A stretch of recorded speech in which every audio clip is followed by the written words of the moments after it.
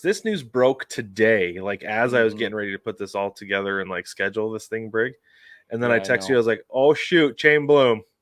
Shame. the Red That's what I Sox said. Shame. the Red Sox fired their chief baseball officer, Chaim Mhm. Bloom, today. Yeah, Chaim So Bloom. this is just like, Shame. I always thought that the Red Sox like had it together, but I guess I don't know. It doesn't seem like they do because they fired Dave Dombrowski after the 2019 season, right? Yeah.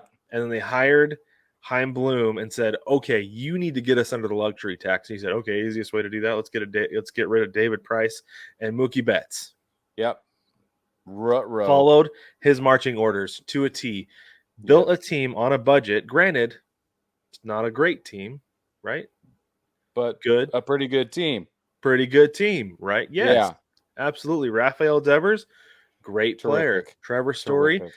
feels like he's still coming back from surgery a little bit, right? Tristan Cassis is coming back. I mean, he's like their everyday first base guy forever now. Yeah, and we didn't think he would be. No, he was so shoddy early on, and I was like, I don't know, Mhm. man. We were pulling for Anthony Rizzo to be their re-sign before the Uh-huh. Yankees picked him up. So, Yeah, because we were worried about him, and now there's nothing to worry about. right. Yeah, so so he's built this team, and this is the thing that's crazy to me, Brig, is that since Bloom has taken over before the 2020 season, the Red Sox have gone 267 and 262. This is going into today. Yeah. And they're Now, currently 5-4 against the Yankees in the bottom of the sixth of the mm, day-night doubleheader. there you go. Mm-hmm. So this is a question I have for you, Brig. Okay. Is it fair to fire Chaim Bloom for the way the Red Sox have performed based on what he was asked to do with building a contender on a budget? Yes. It is fair to fire him. Yes. Tell me why. Because he was hired to get them to this point. He got them to this point.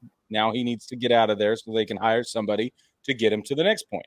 They already know that his capabilities, they already know what he can and can't bring to the table. They probably already have somebody else in mind. They're waiting for the season to become whatever it's going to be, and then we'll figure it out very quickly who they're going to pull, and it's going to be a backdoor name drop. You just watch. You think that they were just like his job was to get them under the luxury tax and keep them there for several years? Isn't that what we just said?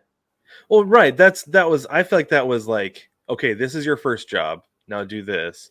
Now build this winner Right. because Jerry DePoto's job in Seattle is to build a winner on a budget. He's done a great job of doing it. He has. I agree. Right. Um, Mhm. and I feel What like I'm saying is, Chaim Bloom's done a pretty good job. It's not like I said, yeah, not a great team, but they're a good team. They're right. contending still this late in the He, season. here's the thing, though. After 3.8 years or whatever with the team, they know exactly who he is. They know what his capabilities are, thought processes, Mm. philosophies, whatever. I don't think this has anything to do with what's right or wrong. I think this has to do with what they think is best for the club. And if he's not it, they'd know by now. You think it's more about his philosophy of putting together a team rather than his performance?